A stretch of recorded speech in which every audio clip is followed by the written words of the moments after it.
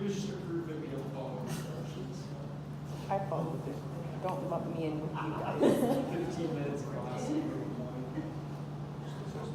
Okay, so let's go ahead and look at all of the strategies that we have available for our closed cooling strategies. So this is going to be all of the night-cooled mass, our earth tubes for cooling only. It's going to be looking at roof ponds, and then finally evaporative cool towers. So we're going to be looking at 4 different things. All right? So the first one we have is for night-cooled mass. So thermal mass with night ventilation. This is only going to be used when the outdoor temperature at night reaches a low enough temperature. So in this case, as soon as you get somewhere down to probably around 65, no more than 70 degrees outdoors. So if we were to look at May, this would be a strategy that would work. And the reason for that is because the high temperature is going to be 88.9 on average with the low temperature of 65.8. Yes, that is over 65, but it's just barely over 65. So I could consider that it's close enough. We just oversize it just that little bit and we're okay. If we were to look at June, we actually have a temperature of 98.7 as the high and 74.6 as the low. 74 is a little bit too high. And the reason for that is you're always going to have your mass, the low temperature is always going to be 5 degrees hotter than the low temperature of the outdoor air. So in this case, if we want the indoor temperature to be 80 degrees, that's the maximum for our 80% occupancy. If we add 5 degrees onto this, we're only going to have a temperature difference of 0.4 degrees. That's going to make it to where your overall thermal mass is going to be somewhere around, 10,000% of your overall floor area. It's going to be something that's so ridiculously high that it makes absolutely no sense. So June is probably too high for this strategy alone. Now, can you use evaporative cooling on top of this? Absolutely. Absolutely. What you would then do is take the low temperature that's going to occur with your evaporative cool towers or evaporative cooling as your low temperature for sizing your night cool mass. But let's go ahead and, for this example, look at it as if it's our only strategy. It's the only thing we have. So, we're going to have, for May, an outdoor high temperature of 88.9. Our low temperature is going to be 65.8. And obviously for our comfort, our maximum comfort temperature, we're going to be about 80 degrees. We want to still be in that comfort zone, but we want to try and make it as high as we can possibly make it. Now, if realistically you think you can push it towards 82, 83, the higher you make it, the better, then by all means you can justify that. But I'm going to say 80% occupants are going to agree 80 degrees is the highest you'll ever go. Our low temperature is going to be our outdoor low temperature plus 5 degrees. So 70.8. Now this means that our temperature difference between our maximum comfort and the low temperature for our massing is going to be 9.2 degrees. So this minus this gives us our temperature difference. Now we need to figure out what's our thermal mass going to be. Well, that's up for you guys to design for. I'm going to say that mine is 4-inch concrete.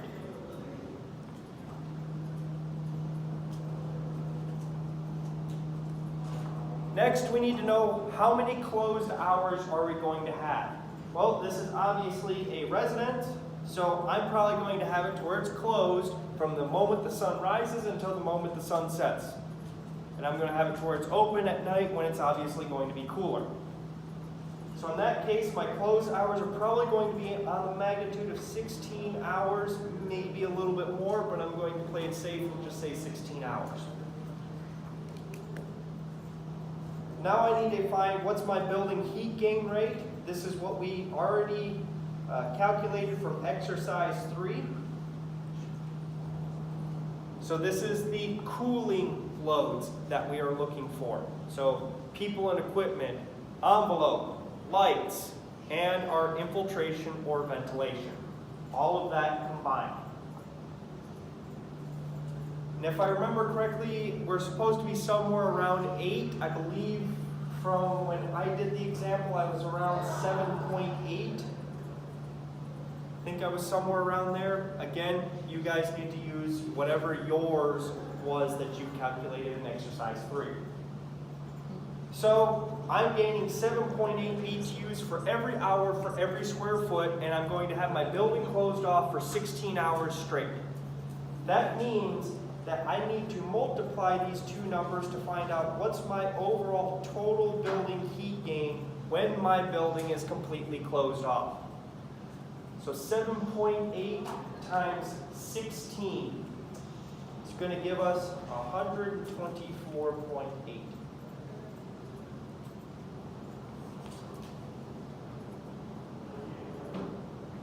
So now I can actually use our overall graph here to figure out what my ratio of 4-inch concrete is going to be compared to my floor area. So I first need to know, okay, what is my delta T? Well, the lowest temperature here is 10 degrees. But everything on this graph is all linear. So you can extend the graph as needed. I'm at 9.8 or 9.2 degrees. So I would be just barely off of this graph. I also need to go to my 4 to 6 inch concrete, which is this top line here. We're going to extrapolate that down to my almost 10 degrees. So I'm going to be a little bit below the graph. We're looking at our 4-inch concrete. From this intersection, I'm going to draw my line all the way over to the right, all the way across.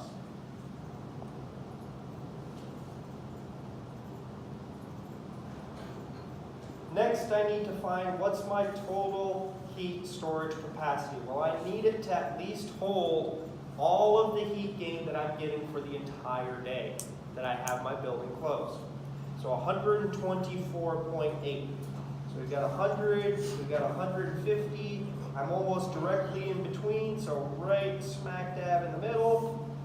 Right there's my intersection. And if I were to continue a line all the way down for 300%, I'm pretty much intersecting right at that point. So for preliminary design, I'm close enough. I'm going to say that my overall ratio is 300% or 3.0.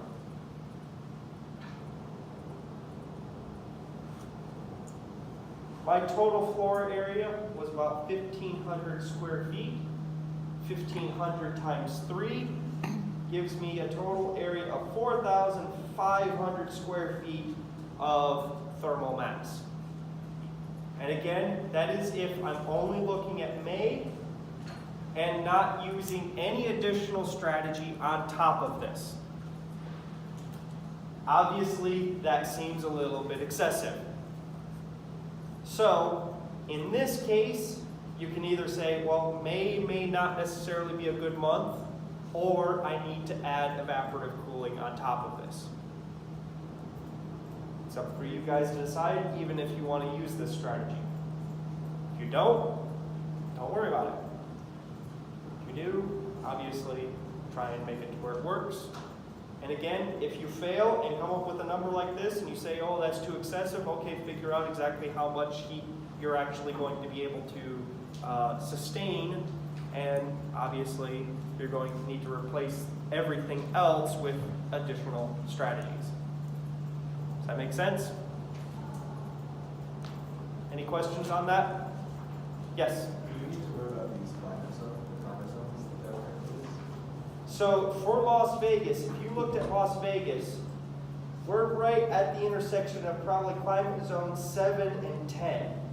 And if you looked at climate zones 7 and 10 for any amount of thermal mass with night ventilation, you'll see that, well, pretty much June to September, if we're in climate zone 10, we can't do because it's too hot.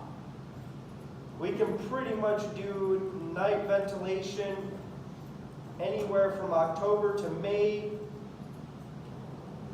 and where it's unnecessary is from November to March. So pretty much what they're saying is May you can do it, October you can do it. Yes, you might be able to kind of extend that a little bit into September or November because they're still somewhat okay months, but it might be a little bit difficult.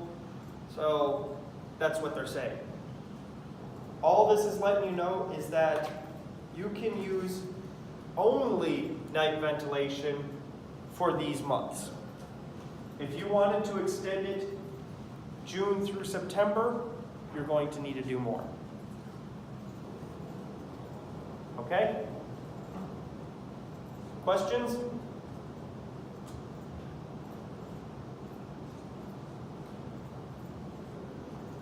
All right. Our next strategy is our earth tubes. Now this is the one that had that ridiculous overall calculation. And if you need to know what that calculation is, it's located here, bullet point 3. It's this calculation right here.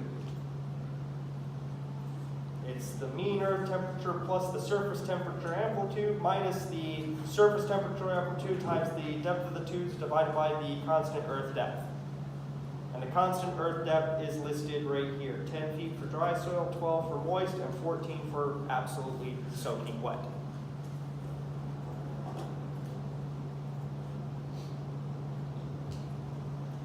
All of this equation is going to give me the maximum ground temperature. So I need to figure that out. I need to look at Appendix G for my constant earth temperature, so the mean earth temperature. I also need to look at the overall surface temperature amplitude. So both of these particular maps for Las Vegas. So let's draw in Las Vegas for both of them and see exactly what we've got. Well, for Las Vegas, we're right at about 62 degrees for my mean earth temperature. If you wanted to say you're between 62 and 57, by all means you can. I'm going to say I'm a little bit warmer just for the sake of being cautious. And for my amplitude, I seem to be right in between 20 and 25, so that's going to give me 22 and a half.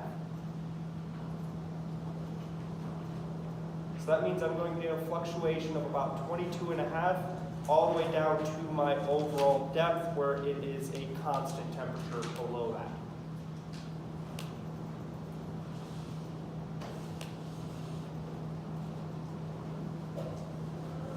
So that means my mean earth temperature is 62. My surface temperature amplitude is 22 and a half.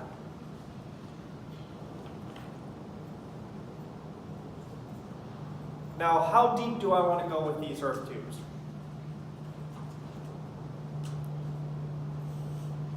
Obviously, the deeper you go, the more likelihood you're going to run into caliche, and the earth is just going to be so absolutely hard that it's just going to become ridiculously expensive to build out here. This is the entire reason we do not have basements. 6 feet? Sounds good to me. So let's say I go down to a depth of 6 feet. Now, if you go down to the overall depth where it is a constant earth temperature or lower, you do not have to do this equation. It's only if you are above this overall depth. Okay? So if we go 6 feet, then that means that we have to use this equation. But again, the shallower you make it, the cheaper your actual strategy is going to cost. And the cheaper it is, the easier it is for your client to accept it. Obviously. So I've got my actual depth at 6 feet, my constant depth is all going to depend on what type of soil I've got. Well, Las Vegas is known to have ridiculously dry soil, so I'm going to say I'm at 10 feet for my constant depth. Now all I have to do is just plug in this information into the equation. So I've got my mean earth temperature of 62 plus my surface temperature amplitude of 22.5 minus my temperature times the depth of my tubes. So 22.5 times 6, the overall depth that I'm building, divided by the actual depth where I'm at a constant temperature, divided by 10.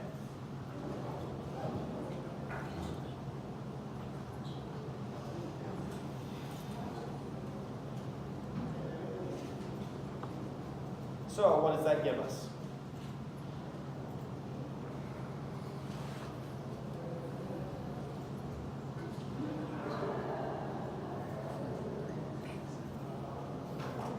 That's going to give us a temperature of 71 degrees.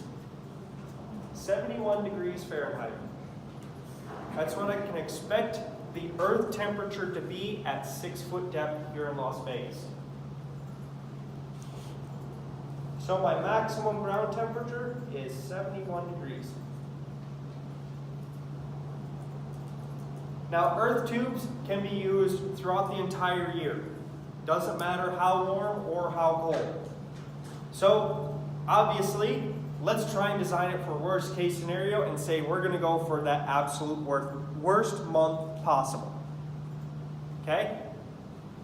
I've looked at the NOAA information for Las Vegas. Our design air temperature for July, which is our hottest month, is 104.2. That's hot. But at 6 feet down, I'm down to 71 degrees. So, in order for us to size our earth tubes, we need to know what's that temperature difference. So 104.2 minus 71.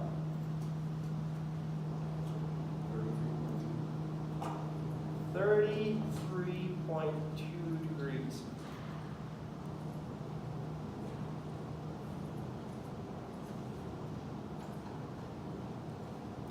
So let's see how long my earth tubes need to be in order to take care of all of my cooling needs.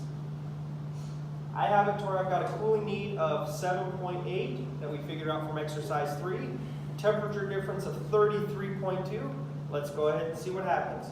We start off by drawing a line at 33.2. 33.2. Draw it straight up. We also need to draw a line at 7.8 BTUs per hour. We're looking at the overall number, not the one that's in parentheses. So at 7.8, I'm going to be almost halfway between 5 and 10.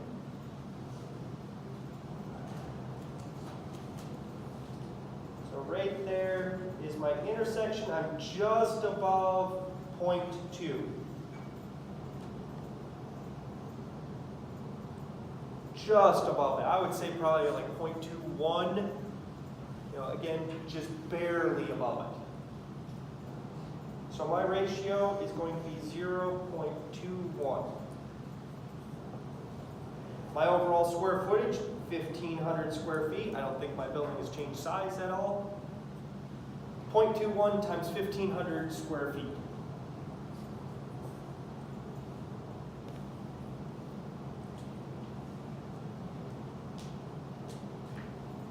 Anyone have that one? 1,500 times 0.21. 350.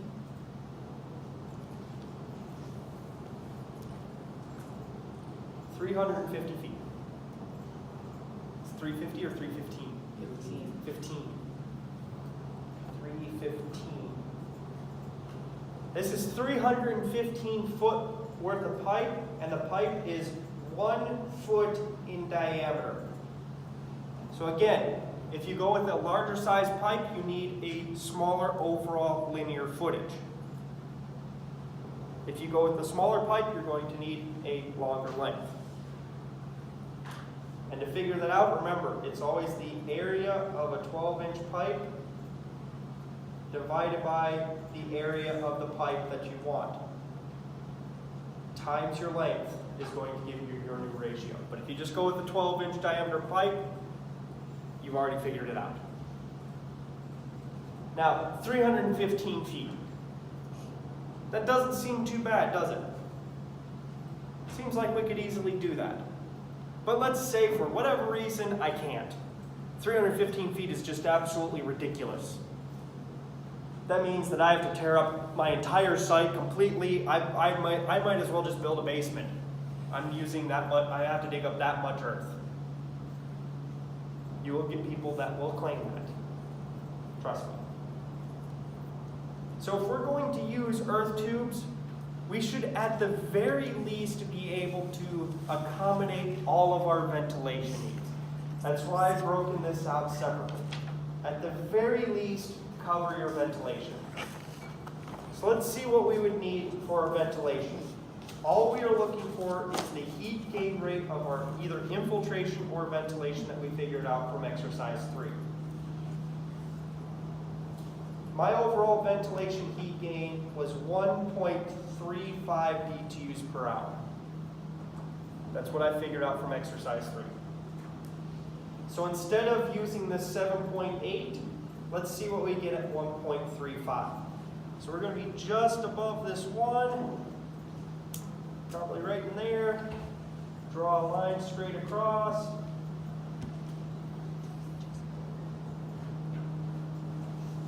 I'm probably somewhere around 0.05 now. My square footage has not changed at all. So 1,500 times 0.05.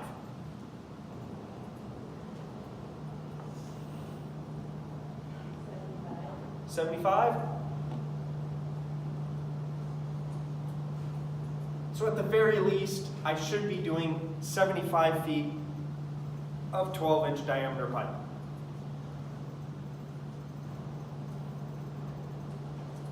Again, if you don't want to use this strategy, by all means, don't use the strategy. I don't care.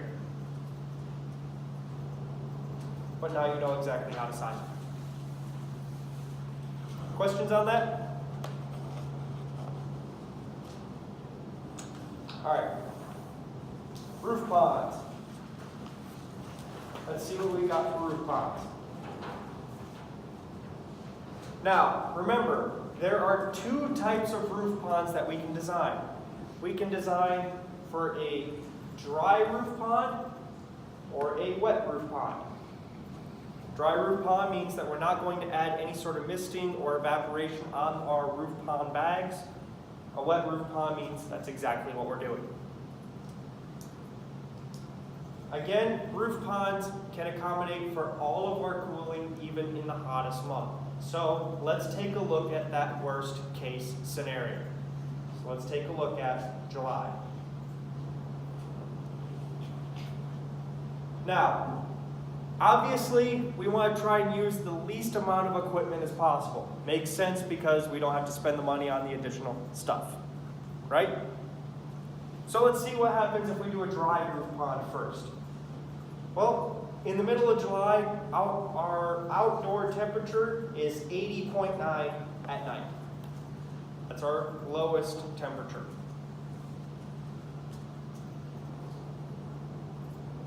You can already see that obviously at 80.9, we're above our comfort zone, so it's not going to actually work if we do just a dry roof pond. So let's look at a wet roof pond. What we want to do is we want to take this 80.9 and find out what is the coincident wet bulb temperature at that same time.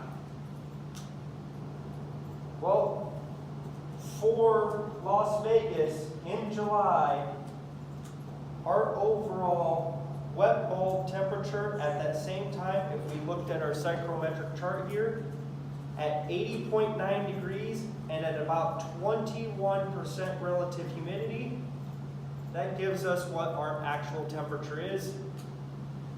If we want to find our wet bulb temperature, we just need to follow these diagonal lines all the way to the very end. And that's going to give us our wet bulb temperature. Our wet bulb temperature is going to be about 58 degrees. 58 degrees at 100% humidity. Now obviously, we're never going to get to 100% humidity. It's never going to happen unless, well, you have an absolute crap ton of water that you don't mind losing. So no, it's not going to happen. Realistically, you're going to land about halfway between your dry bulb temperature and your wet bulb temperature. So let's figure out what that temperature is going to be. We have our dry bulb temperature at 80.9, so 80.9, plus our wet bulb temperature of 58, divided by 2. That's going to be the average between the two. That's going to give us a temperature of 68.95 degrees. Let's go ahead and just round it up to 69 just because it's so ridiculously close. So 69 degrees. Now I need to decide how big or how deep is my roof pond going to be. Anywhere between 2 inches and 10 inches. That's pretty much our rules of thumb. So let's say I'm going to go right in the middle. Just so that way I get the best of kind of both worlds. I'm not worrying about so much weight that I have to completely oversize my structure completely ridiculously, but I'm still getting enough thermal mass to actually take care of everything. So let's go ahead and do a 6-inch roof pond.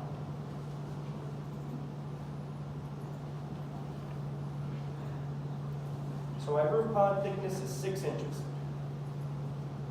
Now I'm designing for a wet roof pond. So I need to know what's my overall temperature adjustment that I need to make. So let's assume that I'm going to cover 100% of my roof. Let's start there and work our way through this. So at 100% at 6 inches, I'm right here at this point. Draw our line straight across. I need to increase my temperature by 2 degrees. So 69 plus 2 degrees gives me 71 degrees. Our maximum comfort level, again, try and make that as high as you possibly can. I'm going to still stick with 80 degrees. My temperature difference between my roof pond and my comfort level, 9 degrees. My closed hours still hasn't changed. It's still going to be 16 hours. My heat gain rate still hasn't changed. So that means my total building heat gain rate still has not changed. I believe it was 124.8.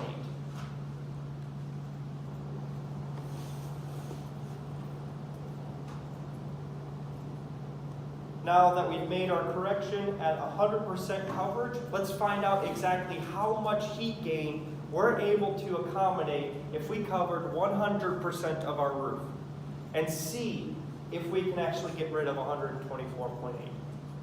Okay? So we're going to start off with what our pond temperature difference is. In this case, it's 9 degrees. So right in between 9 and 10. I'm going to draw a line straight up.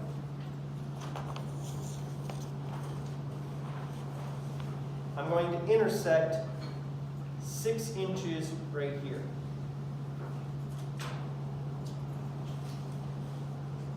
So right at this intersection, I'm going to draw a line all the way to the right.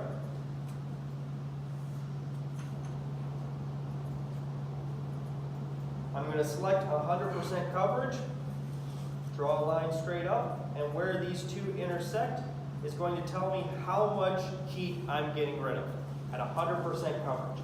In this case, I'm just shy of 200 BTUs, so probably around 190, 195.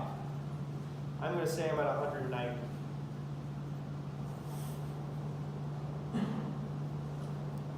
I can now figure out exactly how much area I do need to cover. I take the 124.8, divide it by 190, and that tells me what my overall coverage is going to be. 124.8 divided by 190. 81.5. How much? 81.5. 81.5%. My building area still has not changed. So 1,500 times 0.815.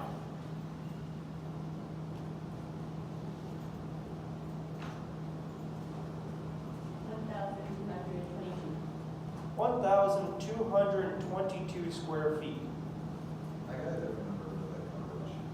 What'd you get for the coverage? I got about 66%. 66%? It was 124.8 divided by 190, right? Correct. That's what I got. All right. So what was it? 66? Yeah. All right. So what does that make our overall square footage? 990. 990 square feet. Now, I know what you're thinking. We ended up doing our correction at 100% coverage. Does that mean that I need to go back and do my correction at 66% coverage? Ideally, yes. Which means that your overall temperature of your roof pond is going to change, which means your delta is going to change, which that's just going to cascade and cascade, and you're going to be doing this 5, 6, 7, 8, 100 times, just because you're making those minute adjustments every single time. Don't worry about it. Your minute adjustments are only going to change your square footage by probably 10 square feet. It's going to be about 1%. And as a preliminary discovery, this is perfectly fine. So go ahead and stop at doing it just once. If you want to go through and do a correction just to see what happens, by all means, you guys are free to do so. There's nothing wrong with doing that. Okay? Questions? Concerns? All right, we're on to the last one. Cool towers. Now for our cool towers, we first want to find out how big our wind catcher is going to be. And for us to do that, we need to actually look at Las Vegas. Again, evaporative cooling can cover the absolute extreme months. So let's take a look at July. For July, our average wind speed, based off of NOAA, that includes 2018 as its overall means and normals, is 15 miles per hour at McCarran. Again, I need to make my correction. Let's say that my overall cool tower is going to be 16 feet tall. Pretty minimal. It's not completely ridiculous to where it's just an antenna that's sticking up and, you know, making sure that every single airplane is going to clip it. But still tall enough that it's over top of the rooftops. So 16 feet.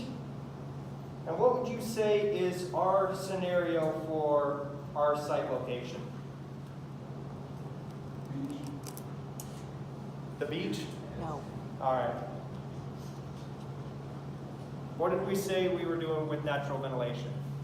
It was suburban? Suburban, come straight down. So that's going to be somewhere around 0.55. So 0.55 as far as our ratio. Yes? That 16-foot height, is that from the top of the cooling tower to the ground, or the actual built height of the tower? So that right there, this is looking at the height above the ground.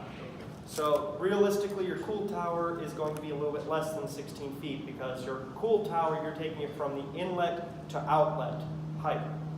So this is looking at our height above the ground. So if you're actually making it towards 16 feet from inlet to outlet, you're probably looking more like 20 feet total for the wind catcher. Okay?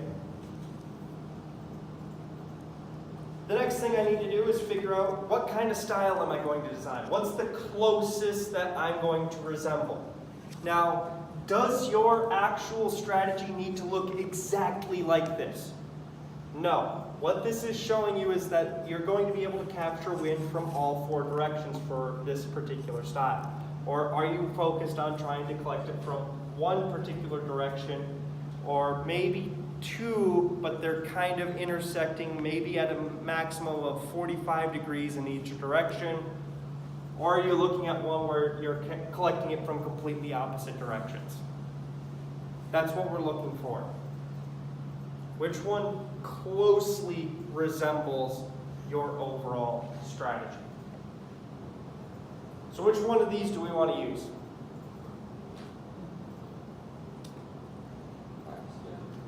Pakistani? All right. And do we want it towards facing directly at that predominant wind, or do we want it towards a little bit off? Straight into it? Straight into it, I like it. All right, so we're going at 0 degrees off of our prevailing winds. We're going to go up to that Pakistani design.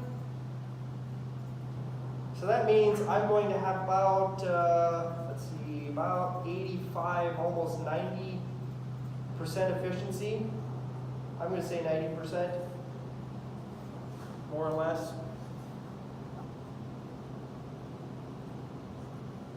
So that means for my overall design wind speed, I'm going to have 15 miles per hour times my ratio of 0.55 times my overall efficiency for my wind catcher. So 90% or 0.9. So 15 times 0.55 times 0.9.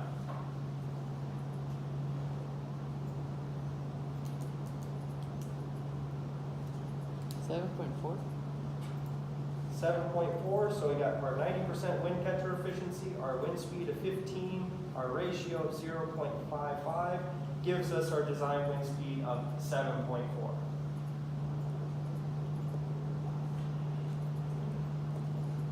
Now obviously we want to make sure our inlet actually is able to capture enough wind to be able to get rid of all of our heat gains when we add in our evaporative cool tower components. So we want to make sure our inlet area actually covers that. We need to know what our building heat gain rate is. I think it's still going to remain the same because we haven't changed anything as far as our heat gains. So 7.8 BTUs with a design wind speed of 7.4. So right here, our heat gains in BTUs, the non-parentheses, so it's going to be even lower than 10. So we're probably going to be somewhere in here. Draw a line straight down. And that means with 7.8 BTUs, I'm going to only need 1% inlet area. Now obviously we need to make sure that we still meet code. We have to have 5% minimum. Now if you still are using any form of natural ventilation, you can still make it to where our wind catcher for our evaporative cool tower is only 1%, because we're accounting for the additional 4% through other strategies. We just need to make sure the total building has a minimum of 5%. You don't have to account it all in this one strategy. Does that make sense? So I'm going to say, screw it, I'm going to keep it 1% because, well, I want to make it as small as possible. So 1%, my floor area still has not changed. So that means my inlet area only needs to be 15 square feet. That's small. But it accounts for all of our heat gains, even in the middle of the summer. So 15 square feet is all I need for my overall inlet area. So all of this right here. Okay? That means that my particular chimney can be half of this size. So I can make it to where it's only 7.5 square feet. But if you're using cross ventilation already, why change the size of the chimney? Make it to where it stays the same.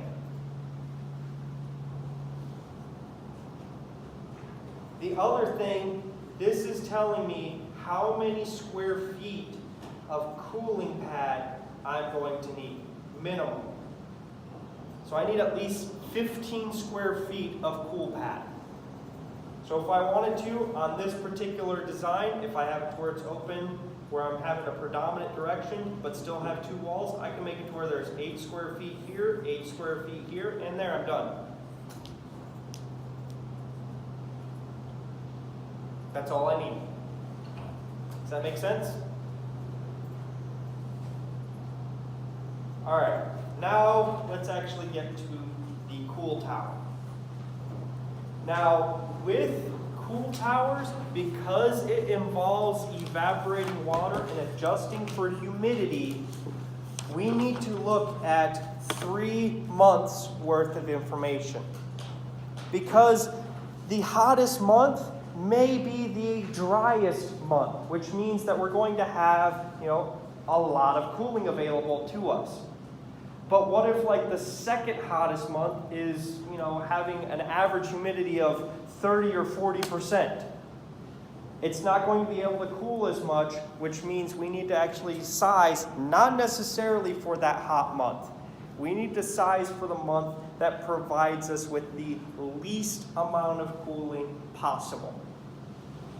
Which is why we want to look at about 3 months worth of information.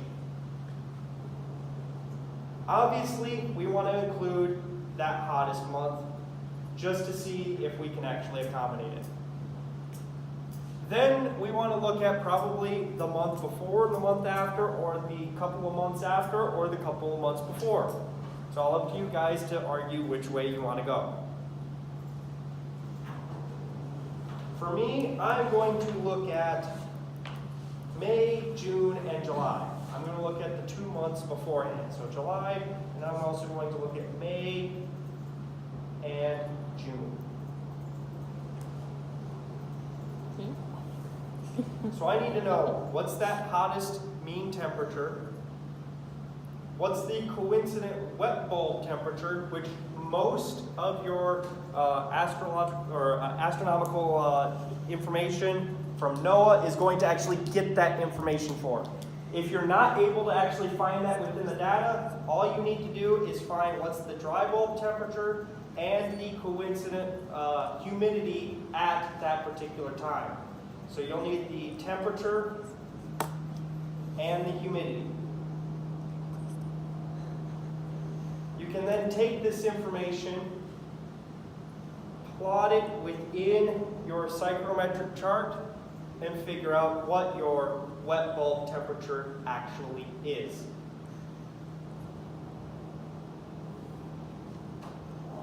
So for May, we have a temperature of 88 degrees. June, we've got a temperature of about 99 degrees. And July, we've got a temperature of 104.2.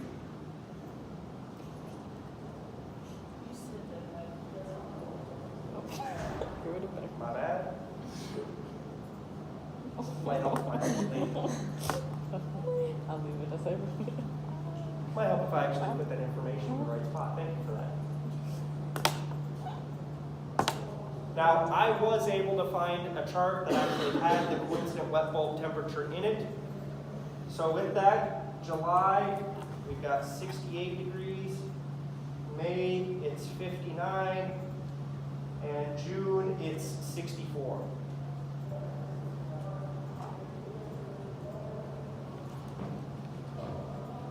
Now we just need what's the wet bulb depression. So what's the temperature difference between the two? 99 minus 64 gives us 35 degrees. 88 minus 59 gives us 29 degrees. And 104.2 minus 68, I'm just going to round it to 104 just to make life simple. So that gives me 36.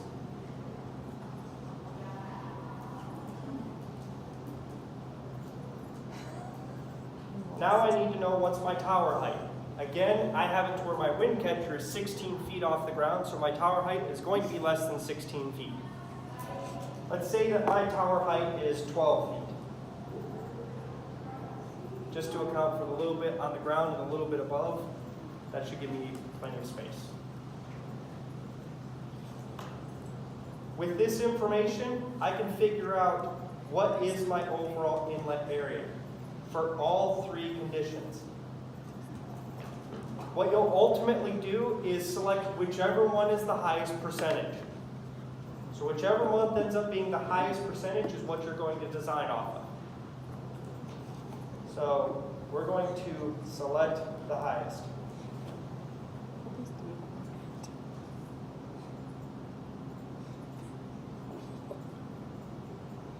And again, it may not be July. It may be a different month. Okay? I'm only going to show you the steps to do one. You can repeat it for the other two. Okay?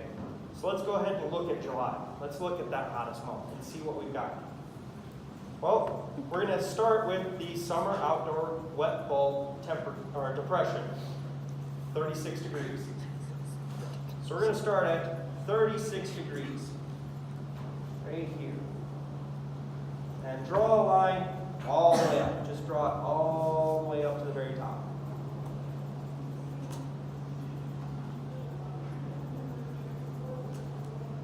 Next, I'm going to select what's the outdoor temperature. We're looking for inside of the parentheses. We're looking for degrees Fahrenheit. So 104. Let's select 104. Right at this intersection. And draw a line all the way to the right. We'll go all the way across.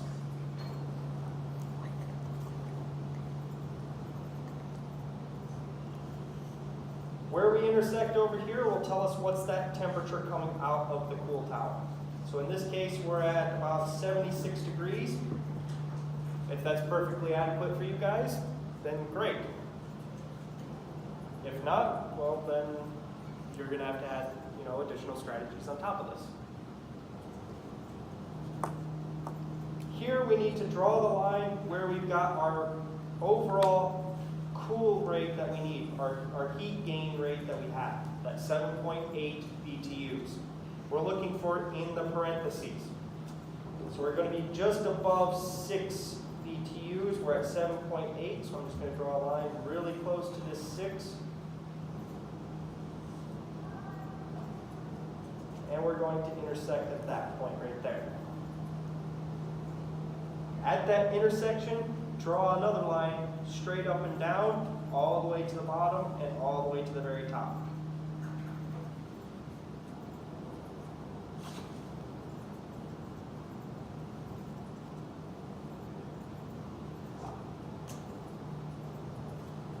All the way at the bottom is going to tell us how much air is coming through our cool tower. In this case, we're probably at about 1.8 CFM. We're a lot higher than we actually need to provide actual natural ventilation into the space. Again, typically you're going to be somewhere around 0.5 or less. Okay? Next, up in this top left quadrant, we've got our tower height.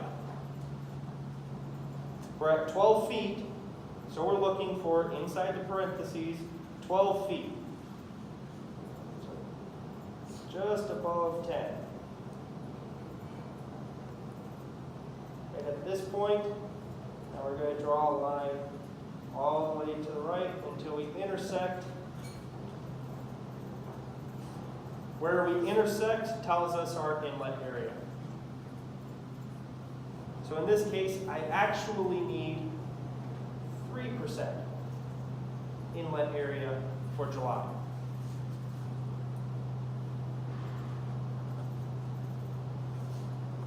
So we need to account for that additional square footage within our wind catcher design. Whichever one is higher is the one we're going to choose. Our wind catcher said 1%, our cool tower is saying 3%.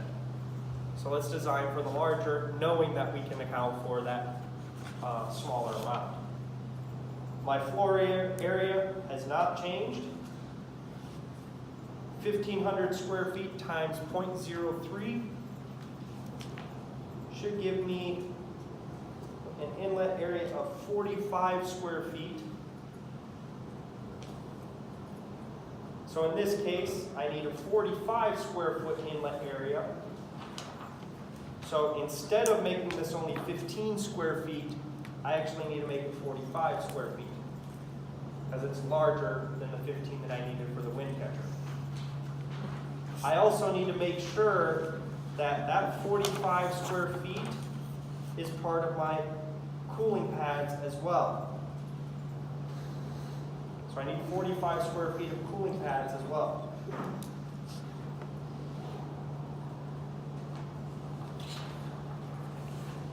And then my cross-sectional area can be 50% of my inlet area minimum. Obviously, we would like to make it bigger to account for those pressure changes. So in this case, I could go down to 22.5 square feet.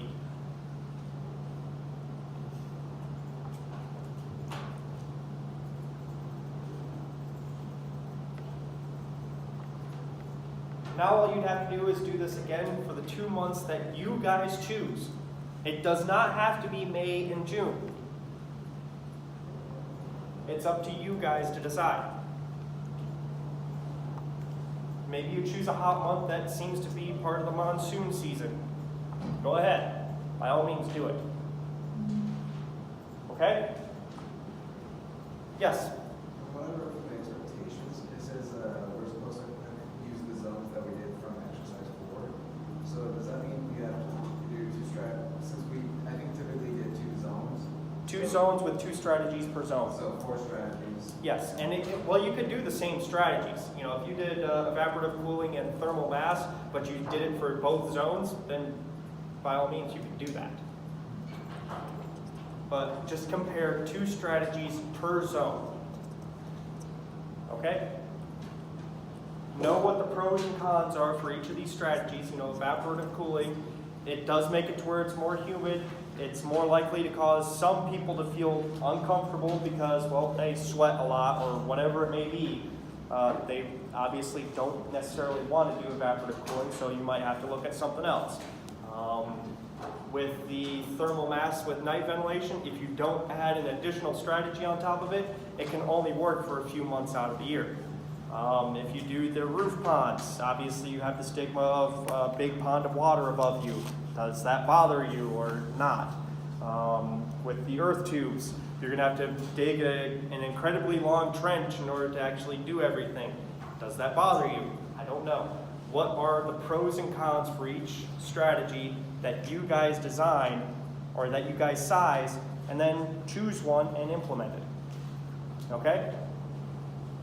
Again, this is what architecture is all about. There is no perfect building. It's all about trying to come up with multiple different ideas, figuring out what the pros and cons are, and comparing those to what your design needs. You know, is the client worried about costs? If they're worried about costs, then you got to obviously kind of steer them away from things that are going to be, well, ridiculously expensive.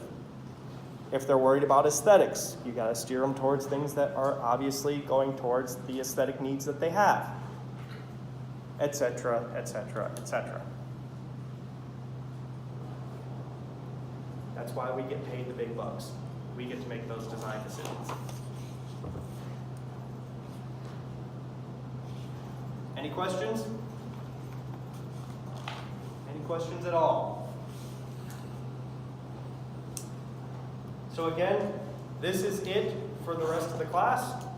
Next week, all you have to do is turn in exercise 6. We will hand back exercise 5. If you want to pick it up before class starts because you don't want to be part of the lecture, by all means,